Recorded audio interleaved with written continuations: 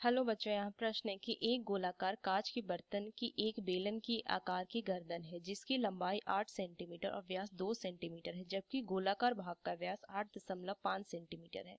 इसमें भरे जा सकने वाली पानी की मात्रा माप कर एक बच्चे ने यह ज्ञात किया कि इस बर्तन का आयतन 345 घन सेंटीमीटर है। जांच कीजिए कि उस बच्चे का उत्तर सही है या नहीं, यह मानते हुए कि उपरोक्त मापन आंतरिक मापन है और जहाँ पाई का मान है 3.14 है।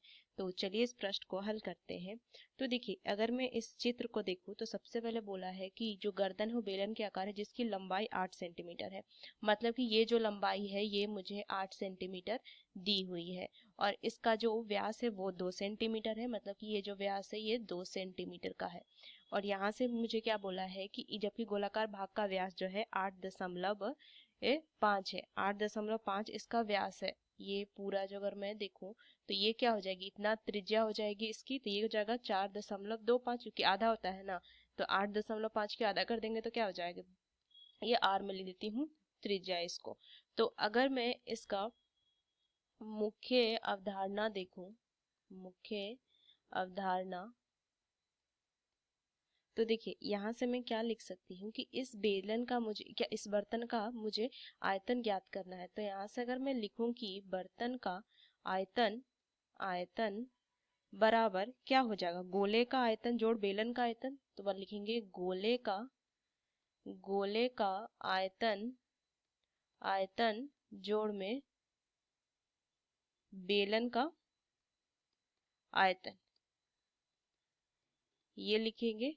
तो चलिए इस प्रश्न को बस हल करते हैं। तो सबसे पहले अगर मैं देखूं तो यहाँ से क्या लिखेंगे कि ये बर्तन के बेलनाकार भाग का व्यास जो है D1 है। इसको मैं लिख लेती हूँ कि बर्तन बर्तन के बेलनाकार बेलनाकार भाग का व्यास जो है वो D1 अगर मैं लूं तो ये दिया हुआ है कितना, 2 सेंटीमीटर।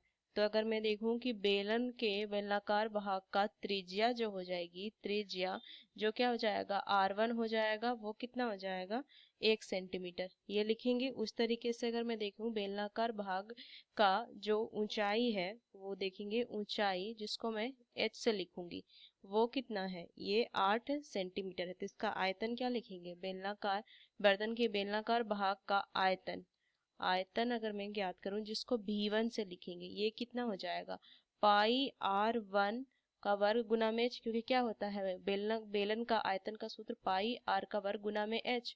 तो यहाँ से मैं लिख सकती हूँ 3.14 गुना में 1 का वर्ग गुना में यहाँ से क्या लिखेंगे 8। तो मान कितना आ जाएगा, गुना कीजिए तो हो जाएगा 25.12 घन सेंटीमीटर। ये आ गया बेलन का, बेलनाकार जो है भाग उसका आयतन। अब मैं देखूंगी गोलाकार भाग का के बारे में। तो यहाँ से अगर मैं लिखूं कि गोलाकार भाग का व्यास दिया हुआ है, भाग का व्यास जो दिया हुआ है इसको मैं D2 ले लेती हूँ। तो ये दिया हुआ है 8.5 सेंटीमीटर।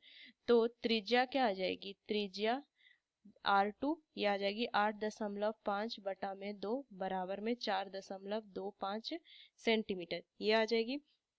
तो इसका अगर मैं आयतन देखूं, आयतन, तो ये V2 बराबर कितना होता है 4/3 पाई R की घात 3। तो यहाँ से R2 है, इसकी घात 3। तो यहाँ से मैं लिख सकती हूँ क्या, 4/3 गुना में 3.14 गुना में 4 की घात 3 हो जाएगी। तो इसको अगर मैं हल करूंगी तो ये 321.39 घन सेंटीमीटर, इसको हल करने में मेरा मान आएगा।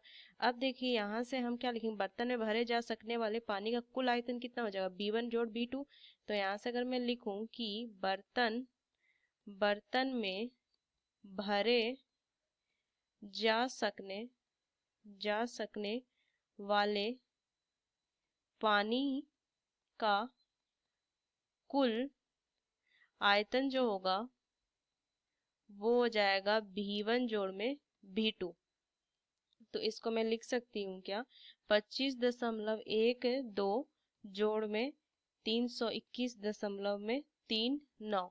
तो मान कितना आ जाएगा 346.51 घन सेंटीमीटर। तो ये इसका आयतन, जबकि बच्चे का उत्तर क्या दिया हुआ था, अतः अतः बच्चे का उत्तर जो है वो 345 घन सेंटीमीटर दिया है। तो ये क्या है, सही नहीं है, ये सही नहीं है। तो यहाँ से क्या लिख ले सकते हैं कि जो बच्चे ने उत्तर दिया है वो सही नहीं, क्योंकि ये हमारा आयतन आया। तो इस मुख्य अवधारणा का इस्तेमाल करके मैंने इस प्रश्न को हल किया। आशा करते हैं ये प्रश्न आपको समझ में आया। धन्यवाद।